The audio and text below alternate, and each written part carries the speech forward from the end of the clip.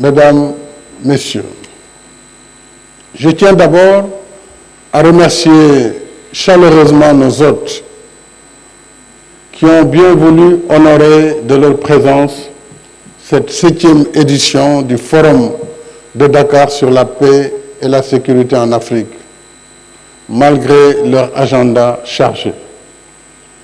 Merci à toutes et à tous d'être venus en dépit du contexte difficile de la pandémie. Je vous souhaite la bienvenue et un agréable séjour au Sénégal. Je remercie les pays et institutions partenaires pour leur soutien renouvelé au Forum de Dakar. Après la pause de 2020 due à la crise sanitaire, notre rendez-vous porte cette année sur le thème fort opportun des enjeux de stabilité et d'émergence en Afrique dans un monde post-Covid-19. Le sujet dénote plutôt un pari optimiste sur le futur. En effet, si la situation s'améliore par endroits, l'apparition d'un nouveau variant dans plusieurs pays rappelle que nous sommes tous exposés au virus et pas encore à l'ère post-Covid. Mais le thème nous engage aussi à être résilients, déterminés et combatifs. Il le faut face aux effets néfastes d'une double crise sanitaire et économique à laquelle s'ajoute pour l'Afrique la vulnérabilité particulière au changement climatique, l'intensification des attaques terroristes et la recrudescence des coups d'État. L'urgence est là, dans ces pays déstabilisés, en partie occupés et menacés dans leur existence. Ces vies perdues, ces personnes déplacées ou réfugiées, ces familles endeuillées, ces écoles fermées et ces économies fortement perturbées. Depuis 2014, le Forum de Dakar se tient pour diagnostiquer la situation en Afrique afin de contribuer à la recherche de solutions aux maux qui l'affectent. C'est le sens de la participation des dirigeants, chefs d'État, que je salue encore une fois, de hauts responsables, ministres, experts civils et militaires, aux responsables des organisations internationales, puisque, comme je le disais, la sauvegarde de la paix et de la sécurité du continent nous incombe au premier chef.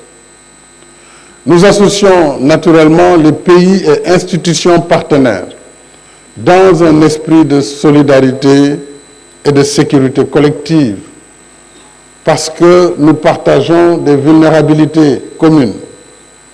Je pense aux périls sécuritaires, environnementaux, sanitaires, aux crimes organisés, à la piraterie, à la cybercriminalité, à la migration, entre autres. Autant de défis transfrontaliers auxquels aucun pays ne peut faire face tout seul. Responsabilité nationale donc, solidarité internationale et sécurité collective. Cela veut dire que la paix et la sécurité en Afrique sont partie intégrante de la paix et de la sécurité du monde. Nous devons, par conséquent, continuer de pointer du doigt les causes internes et externes des conflits sur le continent et d'évaluer l'efficacité des réponses nationales, des opérations de paix et autres mécanismes de règlement pacifique des différends. De ce point de vue, on relève que dans la plupart des pays africains, les restrictions budgétaires des années d'ajustement structurel ont eu un impact négatif sur l'équipement des forces de défense et de sécurité. Or, la sécurité n'a pas de prix, mais elle a un coût. Face à la montée du péril terroriste, il nous faut plus de flexibilité budgétaire pour permettre à nos pays de se donner les moyens d'assurer un minimum de défense nationale avec des armées bien entraînées et bien équipées.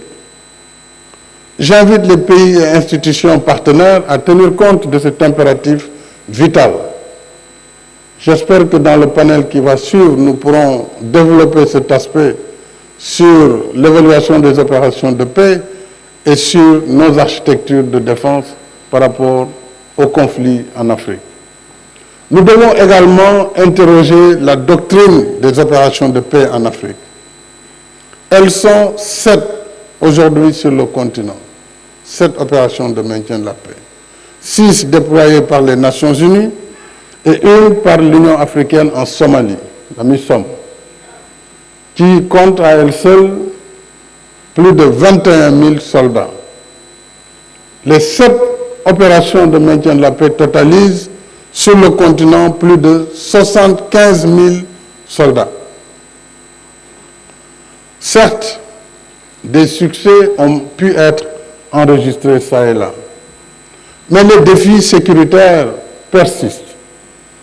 D'où la problématique récurrente des mandats et des règles d'engagement des opérations, y compris dans le cadre de l'architecture africaine de paix et de sécurité et sa force d'attente. Certainement, le président Faky va nous en dire un mot. Nous devons par conséquent, mesdames et messieurs, reposer la question doctrinale des opérations de paix au plan régional, à l'Union africaine et au Conseil de sécurité. Sur le front économique, la pandémie a porté un coup sévère à nos efforts de croissance économique et d'émergence. La chute drastique des recettes et la hausse imprévue de dépenses en riposte sanitaire et en résilience socio-économique ont aggravé les déficits budgétaires, alors que nos pays ne disposent pas d'instruments monétaires et financiers d'atténuation de l'impact de la crise, à l'instar des grandes banques centrales des pays développés. S'y ajoute le ralentissement des apports financiers extérieurs, notamment les investissements directs étrangers et les envois de la diaspora. Et selon le rapport de l'OCDE intitulé « Dynamique du développement en Afrique 2021 », transformation digitale et qualité de l'emploi, l'Afrique n'a attiré que 2,9% des IDE, investissements directs étrangers, en 2019. 2,9%, soit environ 45,5 milliards de dollars. Loin derrière l'Asie, 31% des IDE. L'Amérique latine et les Caraïbes, 10%. Les transferts de la